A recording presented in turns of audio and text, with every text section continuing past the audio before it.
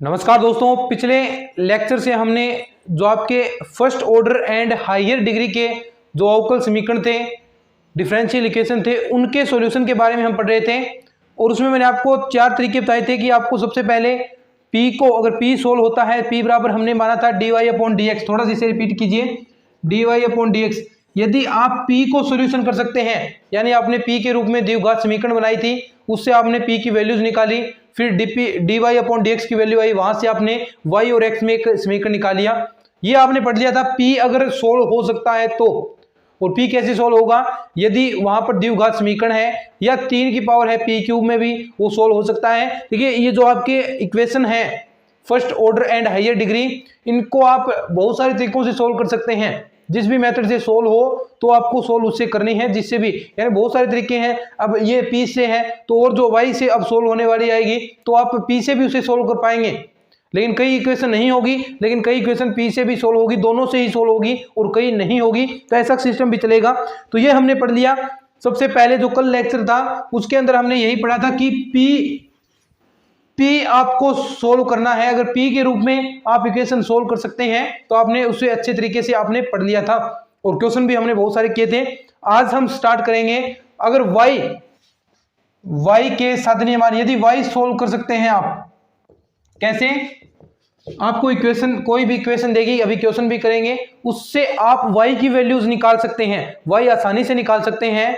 यानी y, देखिए सबसे पहले इन क्वेश्चंस में आपको देखिए देखना है कि सबसे कम कौन सी संख्या है, कौन सी चर है, p है, x है, y है, जो भी कम है वो, यानी जो बाहर निकल सकता है, इजी से उसकी वैल्यू निकल सकती है, तो आप उसमें इक्वेशन को कन्वर्ट कीजिए। मान लीजिए किसी में x की वैल्यूज कम आ रही हैं, यानी y की 2 है, y 2 जगह आ रहा है एक इक्वेशन के अंदर, तो वहां पर y सोल्व नहीं होगा आसानी से।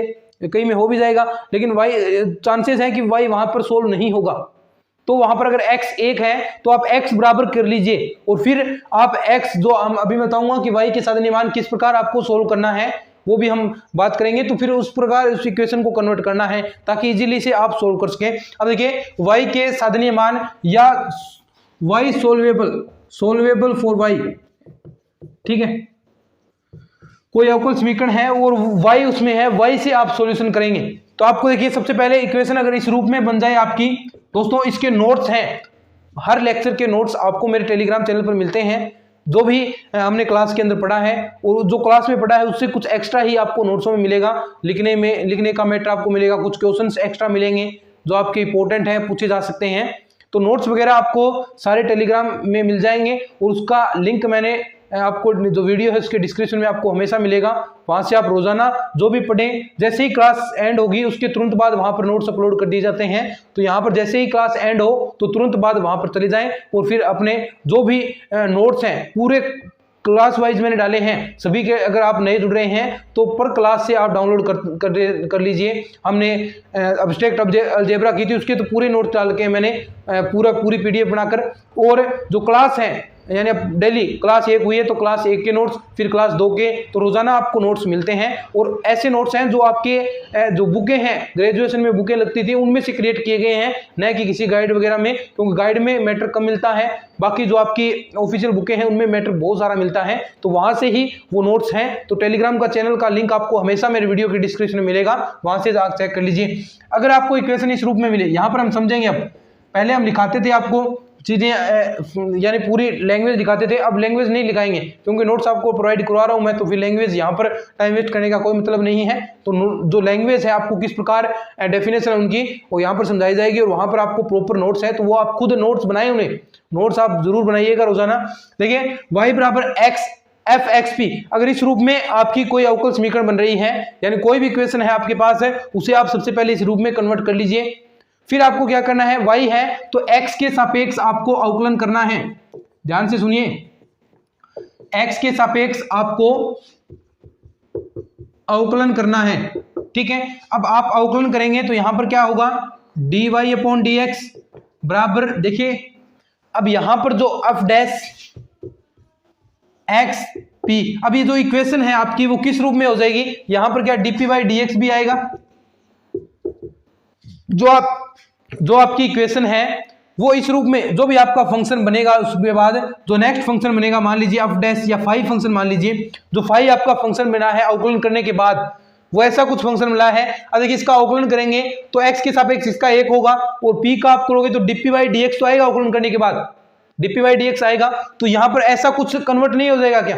अब देखिए इसको आप क्या लिख सकते हैं, dy/dx को p, मैंने पहले ही बताया था आपको, फाई एक्स पी dp/dx। अब मुझे बताएं ये टोटल फंक्शन आपका बना है, टोटल फंक्शन किस में बना, p और x में। देखिए यहां पर y का एक भी स्टेप नहीं है ना, p और x में बन गया। अब p और x में ये फंक्शन बना है तो यहां से अब इसमें dp और dx चाहे चरों का पृथक्करण लगा दें, अब सोल्व हो जाएगी। चीजें वही हैं जो हमने पढ़ी थी, चरों का पृथक्करण, समघात, रेखिक का अवकल समीकरण, चीजें वही लगेंगी लास्ट में। तो वो आपको फिर उसमें कन्वर्ट हो जाएगा, चाहे रेखिक में हो, चाहे समघात में हो, चाहे चरों का पृथक्करण हो। और जो मैक्सिमम चांसेस हैं वो चरों के पृथक्करण से ही बनते हैं, जिससे आप p के एक और ले लीजिए और x वालों को एक और ले लीजिए और फिर आप उनका समाकलन कर दीजिए। तो इसका सोल्यूशन मान लीजिए, समाकलन करने के बाद हल क्या होगा, इसका हल आएगा इसमें, देखिए आपका हल बनेगा f एक्स पी सी। एक देखिए समाकलन करोगे तो कांस्टेंट तो आएगा, तो एक्स पी सी यहां से आपका हल बना है। अब यहां से आप p की वैल्यू निकाल लीजिए, p की वैल्यू, p की जो भी वैल्यू आती है वो p की वैल्यू निकालेंगे। देखिए आपको क्या करना होता है, y और x में ही रिलेशन निकालना है, जो सॉल्यूशन होगा p उसमें नहीं होना चाहिए। तो ये p की वैल्यू आपने निकाली है और ये जो आपके पास इक्वेशन 1 थी, ये p की वैल्यू कहां रखोगे, समीकरण 1 में रखने पर। अब देखो ये p की वैल्यू आपने रख दी, यहां पर रखी, तो ये इक्वेशन किस रूप में बन गई, y और x के रूप में। और ऐसा ही अगर आप निकालते हैं तो वही तो उसका हल होता है, वही उसका व्यापक हल होगा। तो ऐसे ही आपको चीजें सोल्व करनी है। दोबारा सुन लीजिए, y के अगर कोई इक्वेशन y के रूप में सोल्व हो रहा है, देखिए बहुत सारे दोस्त कहेंगे सर ये हमें पता कैसे चलेगा कि y के रूप में सोल्व करें या इसे x के रूप में सोल्व होगी। तो इसका एक ही तरीका है, पहले तो प्रैक्टिस पूरी करें अच्छे से, आपको फिर पता चल जाएगा, धीरे धीरे प्रैक्टिस करेंगे तो किस रूप में कन्वर्ट होगा। या फिर आप ऐसा ध्यान रखें कि सबसे कम कौन से चर आ रहे हैं। अब देखिए अगर y कम आ रहा है तो वो y के रूप में अच्छे से सोल्व हो सकता है, क्योंकि y बराबर आप करोगे, यानी y एक ही बार आ रहा है तो y के बराबर आप पूरा फंक्शन मान सकते हो। अगर x कम आ रहा है तो x के बराबर मान सकते हो, तो वो x के रूप में सोल्व हो जाएगा। अगर p कम आ रहे हैं यानी p द्विघात के रूप में समीकरण है तो वहां पर p ही लगेगा। अगर p के रूप में p स्क्वायर, p ऐसे कुछ फंक्शंस आ रहे हैं तो वहां पर आपको p वाला लगाना है। तो ऐसे 2-3 बार प्रैक्टिस करोगे, 2-3 क्वेश्चन मैं यहां पर करवाऊंगा तो आपको इजीली ये चीजें क्लियर हो जाएंगी। ज्यादा इसमें कुछ हार्ड वाली बात नहीं है। तो सबसे पहले आपको y के रूप में इक्वेशन कन्वर्ट कर लेना है, y बराबर करके पूरा इक्वेशन बनाना है। उसके बाद आपको क्या करना है, x के सापेक्ष अवकलन कर देना है, dy/dx आएगा। अब dy/dx क्या होगा, p के इक्वल होता है। और ये फंक्शन किस रूप में कन्वर्ट हो गया दोस्तों, ये फंक्शन आपका देखिए dp/dx यहां पर आएगा, तो ये p और x में कन्वर्ट हो गया। क्या यहां पर कहीं भी आपको y का पद दिखाई दे रहा है, इसमें देखिए नहीं है ना।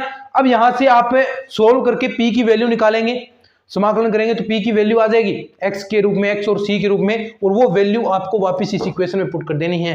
फिर आपका क्या हो जाएगा, सॉल्यूशन हो जाएगा। तो एक बार इसका स्क्रीनशॉट ले लीजिए, फिर इसका क्वेश्चन करते हैं हम। जितने ज्यादा क्वेश्चन करेंगे उतना ही ज्यादा बेनिफिट हमारे लिए होगा।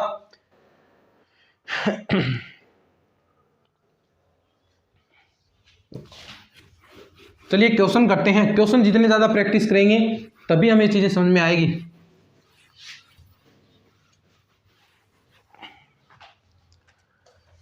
क्वेश्चन है, सॉल्व करना है आपको, हल कीजिए, बस इतना ही देगा आपको। क्वेश्चन है आपका y बराबर 2px प्लस fxp², y बराबर 2px प्लस fxp²। और यहां पर ये फंक्शन मैंने कहा था ना, इस रूप में मिलेगा आपको फंक्शन x और p के रूप में, तो वो फंक्शन आपको दिखाई दे रहा है। और डायरेक्ट आप देख सकते हैं, आपको इस बार डायरेक्ट सॉल्यूशन दे रखा है। देखिए आपके एग्जाम में क्वेश्चन आएंगे ना, क्वेश्चन आएंगे इजी तरीके से क्वेश्चन पूछेगा, ऐसे ज्यादा घुमाव वाले क्वेश्चन नहीं आएंगे, क्योंकि घुमाव वाले क्वेश्चन आएंगे तो आपको पता ही नहीं चलेगा कि कौन सा लगाना है। क्वेश्चन आते हैं सिंपल क्वेश्चन आते हैं जिससे आप आसानी से कर पाएंगे। थोड़ा बहुत आपने अच्छे से पढ़ा है तो आप आसानी से कर पाओगे, इतने घुमाव वाले क्वेश्चन नहीं आते। बस इजीली तरीके से आप पता लगा पाओगे देखते ही क्वेश्चन को, हाँ इसमें y वाला लगाना है, x वाला लगाना है। ज्यादा कॉम्प्लिकेटेड क्वेश्चन नहीं आएंगे, और ज्यादा कॉम्प्लिकेटेड क्वेश्चन आएंगे तो आप एक क्वेश्चन 1 मिनट के अंदर सोल्व कर ही नहीं सकते, मतलब ही नहीं है 1 मिनट के अंदर आप क्वेश्चन सोल्व कर पाओगे, टाइम लगेगा बहुत सारा। और ऐसे क्वेश्चन में अगर ऐसे बड़े बड़े क्वेश्चन आ जाएं तो 5-5 मिनट तो एक क्वेश्चन खा जाएगा। ऐसे क्वेश्चन नहीं आते, सिंपल क्वेश्चन आते हैं। और पिछले सालों में आप क्वेश्चन देख सकते हैं, वो भी आपको मैं कराऊंगा कि कैसे क्वेश्चन आ रहे हैं। सिंपल क्वेश्चन आते हैं बिल्कुल। देखिए y बराबर 2px, मैंने सबसे पहले कहा कि क्या ये y के रूप में सोल्व होने वाली क्वेश्चन है जी, है ना। f(x,p) के रूप में ये फंक्शन रहा x और p का, और यहां पर y बराबर है। तो सबसे पहला काम आपको क्या करना है, y के सापेक्ष x के सापेक्ष इसका अवकलन करना है। तो क्या लिखेंगे, विद रिस्पेक्ट टू x, ठीक है। तो अवकलन करेंगे तो dy/dx, ध्यान से देखिए क्या आएगा। ये देखिए p और x दो चर हैं, तो p सबसे पहले uv जो आपका अवकलन वाला होता है उससे करेंगे, पहला फंक्शन छोड़ दिया दूसरे का किया, प्लस दूसरे को छोड़ दिया पहले का किया, तो वही यहां पर लगाना है। तो पहले आप p को छोड़ दीजिए, 2p छोड़ दिया, x का किया 1 हो गया x के सापेक्ष, फिर आपने x को छोड़ दिया और p का करेंगे तो dp/dx आपके पास आएगा। अब देखिए यहां पर दोस्तों आपको प्रॉब्लम आएगी, यहां कॉमन लेने में प्रॉब्लम आएगी, खंड बनाने में प्रॉब्लम आएगी, लेकिन हम 1 मिनट के अंदर सीख जाएंगे। दोबारा आपको कहीं प्रॉब्लम नहीं आएगी, ऐसी प्रॉब्लम आपको दोबारा कहीं पर भी नहीं मिलेगी। आपको अभी चुटकियों में आपकी सारी प्रॉब्लम खत्म हो जाएगी। देखिए फिर इसका करोगे तो प्लस एफ डैश, अवकलन पहले फंक्शन का करोगे तो x(p²). अब फंक्शन के अंदर वालों का, तो अंदर वालों का करोगे तो इसके अंदर भी uv वाला मेथड लगेगा। तो यहां पर क्या आएगा दोस्तों, सबसे पहले x को छोड़ दीजिए, x को छोड़ा तो यहां पर 2xp dp/dx, प्लस देखिए यहां पर क्या होगा, अब p² छोड़ दीजिए, p² आपने छोड़ा तो यहां पर देखिए x का करोगे तो x का 1 हो गया बस। अब देखिए सबसे पहले आपको क्या करना है, इतने पार्ट में से कॉमन निकाल लीजिए क्या आएगा, और यहां पर भी बाद में देखेंगे, पहले जो बनाना है उसके हिसाब से बनेगा। dy/dx, ये ऐसा कैसा 2x dp/dx, अब देखिए प्लस एफ डैश x(p²). अब यहां से देखिए दोस्तों क्या कॉमन आ रहा है, एक तो यहां पर p कॉमन आ रहा है, p ही आ रहा है, तो p कॉमन ले लीजिए, अंदर क्या बचेगा आपका 2x dp/dx प्लस का p, ठीक है। अब देखिए आपको ये ऐसा बनाना है, इसको ऐसा बनाना है, क्यों, क्योंकि ये कॉमन आएगा चीजें, और कॉमन दो गुणनखंड बन जाएंगे आपके। अब देखिए dy/dx की जगह आप क्या लिखोगे, p, और p ये देखिए 2p, एक p से एक p कैंसिल हो गया, तो यहां पर आपका क्या बचेगा, p plus 2x dp/dx plus f dash x(p²) p 2x dp/dx plus का p। अब देखो ध्यान से देखिए, यहां पर मैं क्या कॉमन लूं ऐसा बन जाए, देखिए ऐसा ही है, ए कॉमन ले लूं, देखिए सेम टू सेम ऐसा ही है ना, ए कॉमन ले लीजिए यहां पर, तो यहां पर ए कॉमन आपने लिया, p plus 2x dp/dx students, फिर क्या होगा, ये देखिए यहां पर f डैश x(p²) कॉमन है ही, p भी कॉमन है, 2x dp/dx प्लस का p। यहां तक दिखाई दे रहा है ना। चलिए यहां पर करते हैं फिर। अब देखो ध्यान से, इसमें इन दोनों में 2x dp/dx कॉमन आ रहा है, जो गुणनखंड आप करते हैं, तो यहां पर देखिए 2x dp/dx प्लस का p, ये कॉमन आ गया दोनों में से, ये पार्ट और इसमें से, और यहां पर क्या बचा 1 प्लस इंटू में 1 प्लस f डैश x(p²), ठीक है, बराबर क्या है 0। अब ध्यान से देखिए दोस्तों, ध्यान रखना है, अगर आपके पास dp/dx जिस फंक्शन में है तो उसका तो व्यापक हल निकलेगा, क्योंकि आप समाकलन करोगे कांस्टेंट आएगा, लेकिन अगर आपके पास यहां पर dp/dx ऐसा कोई भी पद नहीं है, dp/dx dp/dy ऐसा पद नहीं है, तो आपको उसे छोड़ देना है, उस पार्ट को, उस खंड को छोड़ देना है, क्योंकि उससे विचित्र हल निकलेंगे। कौन से हल निकलेंगे, विचित्र हल निकलेंगे, और विचित्र हल आपको नहीं निकालने, आपको हल निकालने हैं व्यापक हल। और व्यापक हल कहां से निकलेंगे, जिसमें dp/dx है, dp/dy है। अब मुझे बताएं कि इसमें कौन सा ऐसा खंड है जिसके अंदर dp/dx dp/dy नहीं है। अब यहां पर देखिए dp/dx आएगा, क्योंकि x के सापेक्ष आपने अवकलन करा है। तो देखिए ध्यान से, ये पार्ट, इस पार्ट के अंदर कहीं भी आपको dp/dx दिखाई दे रहा है क्या, नहीं दिखाई दे रहा, तो आपको ये खंड छोड़ देना है। क्या लिखोगे, यहां पर लिखोगे कि द्वितीय खंड को छोड़ने पर, द्वितीय खंड को छोड़ने पर, क्यों छोड़ोगे रे, क्योंकि इससे विचित्र हल आपको प्राप्त होंगे, और विचित्र हल के बारे में आपको मैं पहले ही बता चुका हूं। विचित्र हल प्राप्त होंगे तो किससे हल निकलेंगे? जो आपका ये प्रथम खंड है उससे आपके हल निकल जाएंगे। देखिए अब इसको मैं थोड़ा सा इसको लिख लीजिए, एक बार थोड़ा सा लिख लीजिए, फिर हम इसका सॉल्यूशन करते हैं। जो भी चाहते हैं थोड़ा बहुत स्क्रीनशॉट ले लीजिए, बाकी नोट्स आपको मिल ही जाते हैं। अब देखिए ये आपने कर दिया ना, ठीक है। अब यहां से देखिए, अब इसको 0 के बराबर रखेंगे तो फिर तो 2x dp by D x plus P बराबर 0। तो यहां से आपने इसको 0 के बराबर रख लिया। अब देखिए दोनों को सोल्व करना है आपको, तो dp बाई क्या आएगा, देखिए इधर ले जाएं दोनों को, 2x dp by D x बराबर माइनस का p।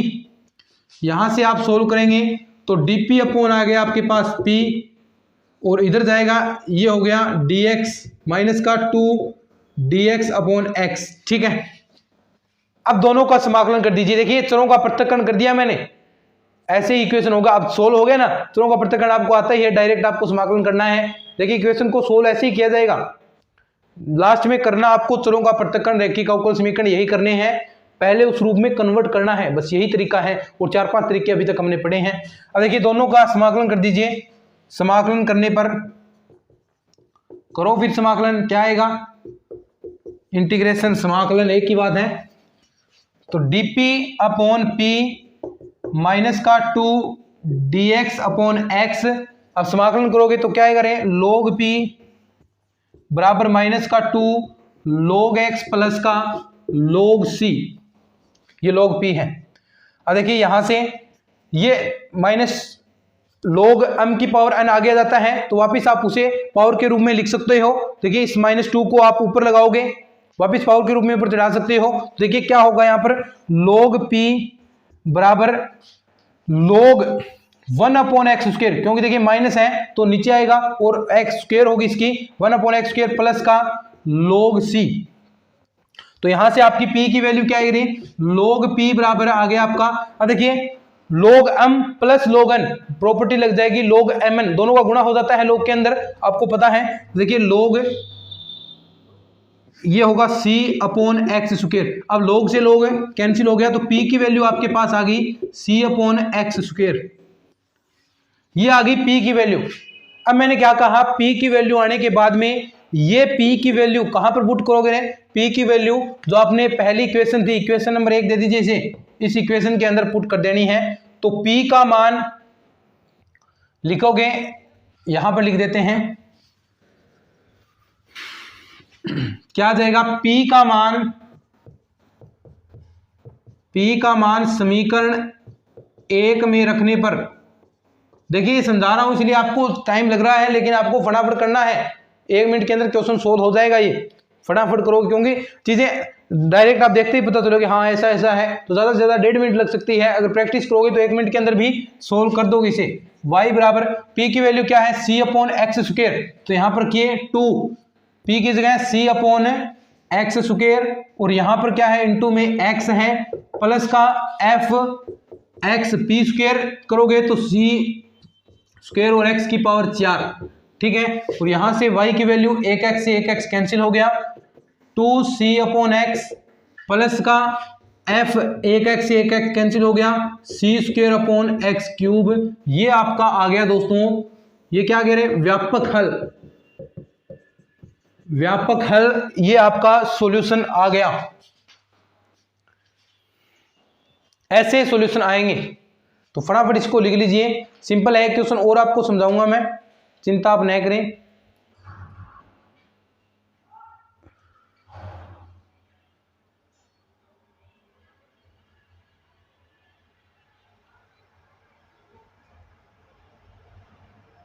शायद हमने थोड़ा सा यहां पर गलत कर दिया भाई, ये 2 है, स्क्वायर नहीं होगा, ये अंडर x होगा यहां पर। देखिए 1 अपॉन यहां पर जाएगा ना, log x 1/2 होगा, यहां पर x स्क्वायर नहीं होगा, रूट x होगा। सॉरी ये थोड़ी सी गड़बड़ हो गई, बाकी सब सही है, रूट x होगा, ये यहां पर थोड़ा सा चेंज हो गया, ये रूट x होगा, देखिए क्योंकि यहाँ पर ये आप पृथक्करण कर रहे थे 2x dpx, तो ये p के साथ रहेगा। अब यहाँ पर ले जाओगे x के साथ हम ले गए तो ये 1/2 हो जाएगा। ये थोड़ी सी गड़बड़ हो गई कैलकुलेशन में, 1/2 आ जाएगा। यहाँ पर करेक्शन कर लें, 1/2 आएगा। अगर यहाँ पर करते हैं और डायरेक्ट, क्योंकि हमें p की वैल्यू निकालनी है तो सब कुछ मैं इधर ले गया था और ये ध्यान नहीं दी हमने, ये 2 इधर ही चला गया। अगर ये ऑफलाइन क्लास होती तो आप बता देते, लेकिन ऑनलाइन है तो मैं खुद ही बोल रहा हूँ, तो इसलिए देखिए ये गलती हो गई, यहाँ पर थोड़ी सी मिस्टेक हो गई। ये 2 देखिए यहाँ पर आप इधर ले जाओगे 2x dp अपॉन करोगे तो 1/2 आ जाएगा। अब करोगे तो अब सॉल्यूशन हो जाएगा आपका, रूट आएगा। अब ये p की वैल्यू यहाँ पर रखोगे तो रूट के अंदर ही आएगी ये चीजें, रूट x, यहाँ पर भी ये स्क्वायर करोगे तो x आ जाएगा, x से x कट जाएगा, fc आ जाएगा। यानी अब यहाँ पर आप इसका रूट लोगे तो x स्क्वायर आया और x स्क्वायर बाहर निकलेगा, एक x कैंसिल, तो आपका जो टोटल सॉल्यूशन है वो कुछ ऐसा आएगा। ये रूट x था तो रूट x यहाँ पर होगा, x स्क्वायर है क्या, रूट x है, और यहाँ पर ऊपर रूट x बच गया तो y बराबर 2c root x plus fc ऐसा आएगा, क्योंकि फिर ये कैंसिल हो जाएगा। तो ये थोड़ी सी गड़बड़ हो गई। ठीक है, लिख लिया, आगे और करते हैं। फटाफट लिख लो इसको, करेक्शन कर लो, इसमें स्क्रीनशॉट ले लो।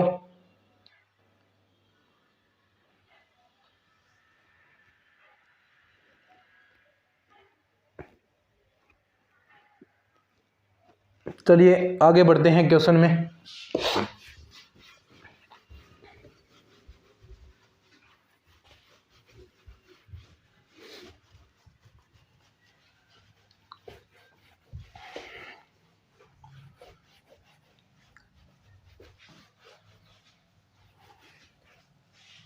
नेक्स्ट क्वेश्चन है आपका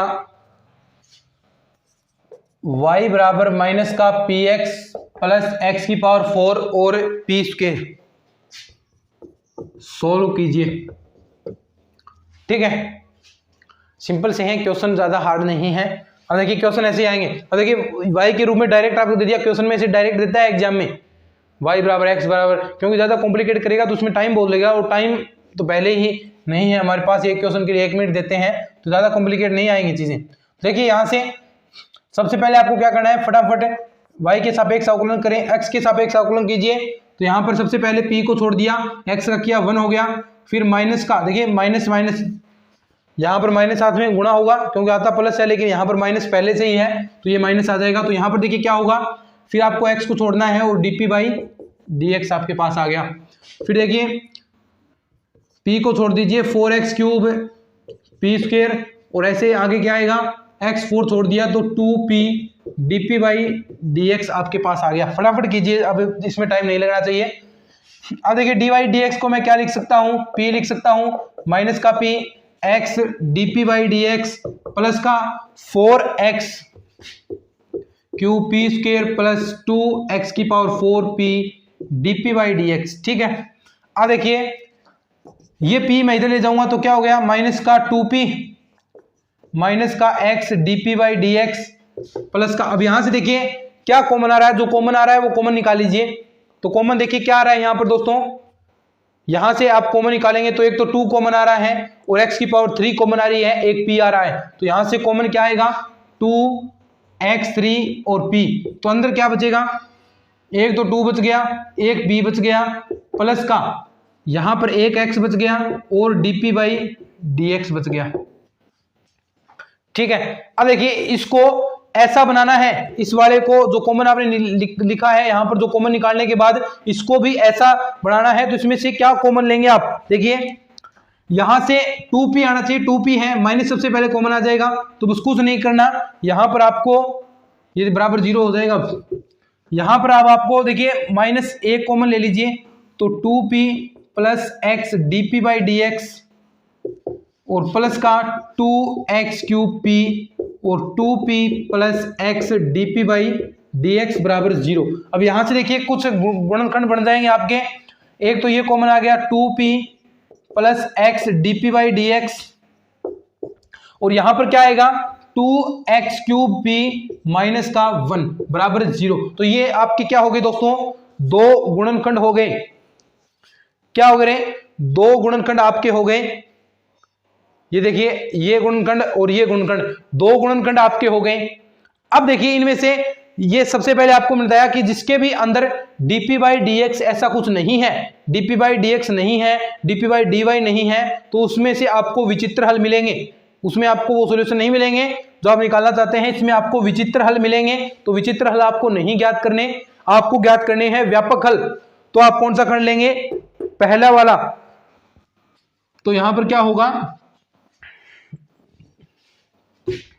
तो द्वितीय खंड तो आप नहीं लेंगे, द्वितीय खंड को छोड़ने पर, ठीक है, द्वितीय खंड को छोड़ने पर, तो द्वितीय खंड छोड़ देंगे। तो आपको किसके बराबर 0 रखना है, ये 2p plus x, 2p plus x dp by dx बराबर का 0, ठीक है, यहां तक दिखाई दे रहा है, ठीक है। अब देखिए ये आ गया, अब क्या करोगे, अब आपको डायरेक्ट यहां पर वैल्यूज निकालनी है p की, समाकलन करके चरों का पृथक्करण कर दीजिए, चरों के पृथक्करण से,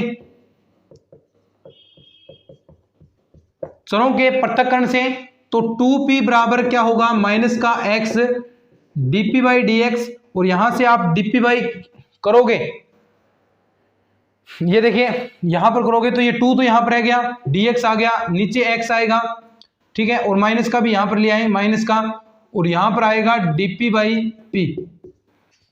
चरों के पृथक्करण करोगे तो ऐसा ही कुछ आएगा ना।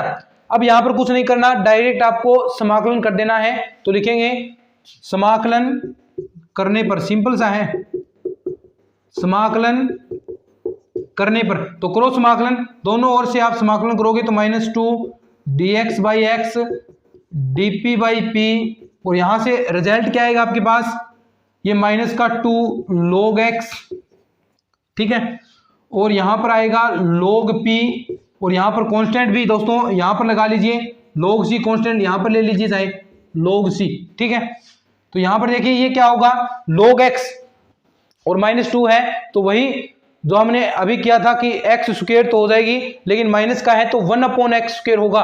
तो क्या होगा यहाँ पर, log m की पावर n वाला फॉर्मूला लगा दोगे, माइनस का 1/x स्क्वायर, और माइनस का लगाओगे तो नीचे आ गया 1/x स्क्वायर, और यहां पर आ गया आपका इसमें log m plus log n वाली property, log m plus log n वाली प्रॉपर्टी क्या होती है, log m प्लस n, तो log p c, log से log कैंसिल हो गया, तो यहां से आपकी वैल्यू आ गई कुछ, क्या आ जाएगी वैल्यू, देखिए 1 मिनट रुको, यहां से देखिए log से log कैंसिल हो गया, तो pc बराबर बच गया आपका 1/x स्क्वायर, और यहां से p की वैल्यू निकालोगे, p बराबर 1/x स्क्वायर c, ये आपकी p की वैल्यू आ गई 1/x स्क्वायर अपॉन c,